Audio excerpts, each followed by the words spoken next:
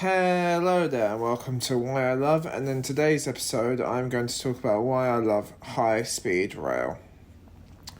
So in today's episode we are going to go over several reasons as to why high speed rail is great. We'll look at some statistics, we'll look at some examples, and I'll give my own opinion on things towards the end of the video. So let's start. Reason 1.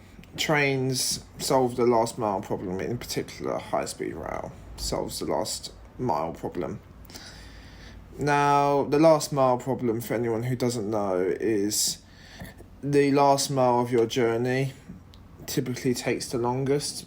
So, as you know, a train will always stop in the centre of a city most of the time, whereas a plane will land in the outskirts of a city, often requiring one to take a train or taxi to reach their destination in question. Although flying is obviously better for long-haul flights, such as flying from London to Beijing, for short-haul journeys, high-speed trains can offer a more simple, comfortable solution. For example, for a flight from London to Paris, you are going to have to travel to the airport, wait in the airport and go through security, which will take at least 60 minutes due to airport regulations. After this, you will need to get the flight, taking 80 minutes, get off the flight at, say, Paris Charles de Gaulle, mess about getting off the flight and through the airport, taking another 30 minutes. Then you'll have to catch the TGV to the centre of Paris at the Gare Nord station, taking another 30 minutes in time. All in all, from Heathrow to the centre of Paris, we're talking a 200-minute or 3 hours and 20-minute journey. On the other hand, one can hop on the Eurostar from St Pancras International in London and be in the centre of Paris in 137 minutes or 2 hours and 17 minutes. However, when accounting for passport control and security for the Eurostar, we are looking at a journey of 2 hours and 47 minutes, with passport control and security taking around 30 minutes. After this, you will need to get the flight, taking 80 minutes, get off the flight at, say, Paris Charles de Gaulle, mess about getting off the flight and through the airport, taking another 30 minutes. Then you'll have to catch the TGV to the centre of Paris at the Gare Nord station, taking another 30 minutes in time. All in all, from Heathrow to the centre of Paris, we're talking a 200-minute or 3 hours and 20-minute journey. On the other hand, one can hop on the Eurostar from St Pancras International in London and be in the centre of Paris in 137 minutes or 2 hours and 17 minutes.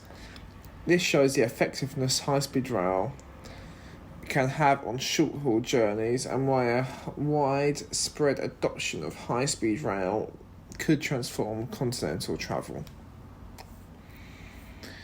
The second reason I love high-speed rail is the environmental benefits.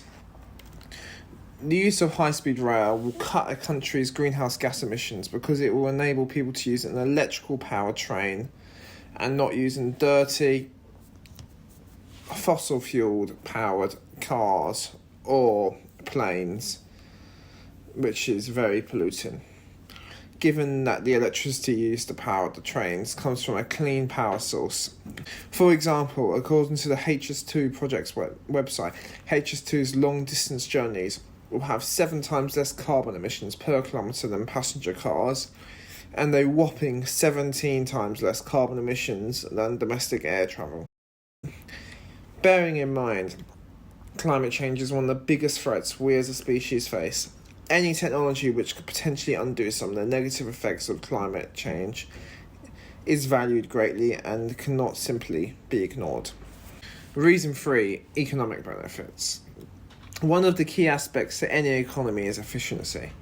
A more efficient economy means that there is more productivity, and given fair distribution of resources and intelligent reallocation of resources, there will exist a wealthier population. Now, according to the American Public Transportation Association, in the USA, over $140 billion is lost in the economy every year due to lost time because of the congestion on America's roads. This type of spillage in the economy is enormous. So per person, with the USA population of 331 million to three significant figures, the per capita loss in productivity is $423 every year to three significant figures. This is a large amount of money, and this is enough money to put good food on the table for each American family of four for a month. Yet it is all being taken from the hands of Americans due to sloppy, inefficient roads and highways. Another statistic to note on the American Public Transportation Association website is that for every $1 invested into high-speed rail, $4 of economic benefits can be obtained. This is very impressive because there are not too many investments which can create 400% returns. Maybe if America began to invest in its people and infrastructure, rather than overfunding its military and bailing out banks and over-subsidising farmers in hunt for their votes, then the country would be far richer overall from its improved infrastructure, which high-speed rail could give the USA. Additionally, high-speed rail is a mediator for tourism as well as a tourist attraction by itself. A big tourist attraction of Japan is in fact its high-speed rail. Japan has one of the most reputable high-speed rail services in the world, for which its Shinkansen railway is a big pull for tourists to come to Japan because they can ride a world-class railway system. In Japan, the high-speed railway made it easier to reach other population centres. Due to Japan being a rather strange country geographically speaking, where just 20% of Japan's land is actually habitable. It has enabled its densely populated urban areas to connect with ease. You can get from Tokyo to Osaka in a time of 2.5 hours, with no transfers required. Now, if you were to drive this 500-kilometre distance, you would be looking at a journey time of at least 6 hours, but it would most likely be 7 hours. The high-speed rail network in Japan, albeit any country, can make a country smaller than it once was. High-speed rail in Japan, in particular, has made it simple and effective to conduct cross-country business, with someone in Osaka being able to get up at 6 and potentially be in the centre of Tokyo at 9, while being able to get home for dinner at 8 p.m. after a hard day of grafting. This is incredible for making money and simply makes Japan far more connected and smaller, allowing for greater economic interdependence between exquisite Japanese population megacentres, i.e. cities. Finally, high-speed railway construction also implies job creation, putting money into the hands of people and putting money into the hands of big corporations and medium-sized corporations, most likely involved in engineering and construction of high-speed rail. However, high-speed rail is a great way to spend public money as it is a service which can pay itself back over and over for its many working years, while also bringing parts of the country/continent closer together. Reason 4 as to why I love high-speed rail is that trains allow one to travel vast distances in supreme comfort. If you have ever been on high-speed rail, you would most likely agree with me when I say that high-speed rail is a far more comfortable, less stressful and easier way to travel than shoving yourself into a dirty little skybox in which you are breathing in the same air as 220 people in a contained area, i.e. a plane.